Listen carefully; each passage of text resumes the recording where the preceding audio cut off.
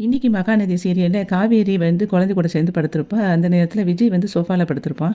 அப்போ குழந்தை வந்து நைட்டு இருமிக்கிட்டே இருப்பா. அப்ப அத கேட்ட உடனே இவன் எந்திரிச்சு வருவான். ஆனா அங்க குழந்தைக்கு வந்து தூக்கி தண்ணிலாம் குடுத்துட்டு, அவள வந்து பக்கத்திலேயே மடியில படுக்க வச்சிருப்பா காவேரி. அத பார்த்த உடனே இவன் அப்படியே ஹேப்பியாகி அவன் போய் படுத்துக்கிடுவான். காலையில அதுக்கப்புறம் காவேரி அப்படியே வருவா. குழந்தை தூங்கிக்கிட்டு இருப்பா. அப்புறம் விஜய், தாத்தா அவங்க எல்லாரும் வந்துருவாங்க. வந்த உடனே காவேரி குழந்தை பக்கத்துல போயிட்டு, "அம்மு இப்ப எப்படிடா இருக்கு?" அப்படின்னு சொல்லி கேட்டுட்டு இருப்பா. உடனே அவ வந்து எந்திரிச்சுட்டு, "இப்போ ஓகே மிஸ்" அப்படின்னு சொல்லி குழந்தை சொல்லுவா. உடனே அதுக்கு அவன் சொல்லுவான், "தாத்தா நைட்டெல்லாம் ரொம்ப காய்ச்சலா இருந்தோனே பயந்துட்டோம்" அப்படின்னு சொல்லி சொல்லுவான். அப்போ வந்து காவேரி சொல்லுவா, "நான் 4 மணி நேரத்துக்கு ஒரு நேரம் குழந்தைய எழுப்பி மருந்து குடுத்து சரியாக்கிட்டேன் தாத்தா. நீங்க ஒண்ணும் கவலைப்படாதீங்க" அப்படின்னு சொல்லி சொல்லிட்டு இருப்பா. அதுக்கப்புறம் விஜய் கேட்பான், "அம்மு இப்போ உனக்கு நல்லா இருக்காடா?" அப்படின்னு சொல்லி கேட்கும்போது, நல்லா இருக்குப்பா" அப்படின்னு சொல்லி சொல்லிருவா குழந்தை. அதுக்கப்புறம் அம்மு கிட்ட வந்து இவ சொல்லுவா, "இன்னைக்கு நீ ஸ்கூலுக்குலாம் வரக்கூடாது. நல்லா ரெஸ்ட் எடுத்துட்டு, அதுக்கப்புறம் நீ நாளைக்கு வந்தா போதும். என்ன சரியா?" அப்படின்னு சொல்லிட்டு, "நான் கிளம்புறேன்" அப்படின்னு சொல்லும்போது, அவ சொல்லுவா, நீங்களும் என் கூடயே இருங்க மிஸ்" அப்படின்னு சொல்லி சொல்லுவா. "அது எப்படிடா முடியும்? நான் ஸ்கூலுக்கு போகணும்ல, அங்க கிளாஸ்லாம் இருக்குல்ல" அப்படின்னு சொல்லி சொல்லிட்டு, நாளைக்கு நீ ஸ்கூலுக்கு வந்துரு.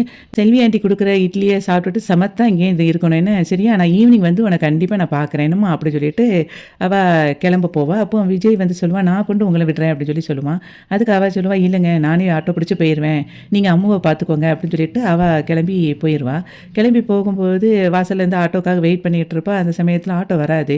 இவன் அங்கேருந்து வந்துட்டு, "என்ன மிஸ் நீங்க இன்னும் கிளம்பலையா?" அப்படின்னு சொல்லி அவன் கேட்பான். இல்ல ஆட்டோவுக்கு புக் பண்ணியிருந்தேன். அது கேன்சல் ஆயிட்டு. அதான் வெயிட் பண்ணிட்டு இருக்கேன்" அப்படின்னு சொல்லும்போது, "அதுக்கு தான் சொன்னேன் நானே உங்கள கொண்டு விடுறேன்" அப்படின்ட்டு. "இருங்க நான் சாவி எடுத்துட்டு வாரேன்" அப்படின்னு சொல்லும்போதே அவ இல்ல, இல்ல ஆட்டோ புக் ஆயிட்டு. இன்னும் 5 மினிட்ஸ்ல அது வந்துரும். நான் வந்த உடனே அதிலயே போயிருதேன் அப்டி சொல்லும்போது, விஜய் சொல்லுவான், "சரி அதுக்கு வரைக்கும் ஏன் வெளியவே நிக்கிறீங்க? நீங்க உள்ள வந்து இருக்கலாம்ல" அப்படிங்கும்போது, "இல்ல, இல்ல நீங்க வந்து அம்முவ கவனிச்சுக்கோங்க. நான் வந்து ஆட்டோ வந்த உடனே கிளம்பி போயிருந்தேன்" அப்படி சொல்லும்போது, அதுக்கு விஜய் சொல்லுவான், நீங்க வந்து நான் சொல்றத எதையும் கேட்க மாட்டீங்க. நீங்க சொல்றத மட்டும் நான் கேட்கணுமா? என் குழந்தைய எனக்கு பார்க்க தெரியும். நீங்க அத ஞாபகப்படுத்தாதீங்க" அப்படின்னு சொல்லி அவன் சொல்லுவான். உடனே அதுக்கு அவ சொல்லுவா, "உங்களுக்கு உங்க குழந்தை அப்படின்னா, எனக்கு அவ என்னோட ஸ்டூடண்ட்" அப்படின்னு சொல்லி சொல்லுவா. உடனே அதுக்கு விஜய் சொல்லுவான், "ஓ! அப்படிதான் எல்லா ஸ்டூடண்ட்டுக்கும் இந்த மாரி பிரச்சனை வந்துச்சுன்னா, நீங்க நைட் அவங்க வீட்லயே போய் தங்கிருவீங்களோ?" அப்படின்னு சொல்லி கேட்பான். அதுக்கு அவ உடனே சொல்லுவா, "எல்லா ஸ்டூடண்ட்ஸ் வீட்லயும் போய் நான் கண்டிப்பா இருக்க மாட்டேன் தான். என்னமோ தெரியல. அம்முவ வந்து நான் மொத நாள் ஸ்கூல்ல பார்த்ததுலேருந்து எனக்கும் அவளுக்கும் ஒரு பெரிய நல்ல ஒரு பாண்ட் ஆயிட்டு.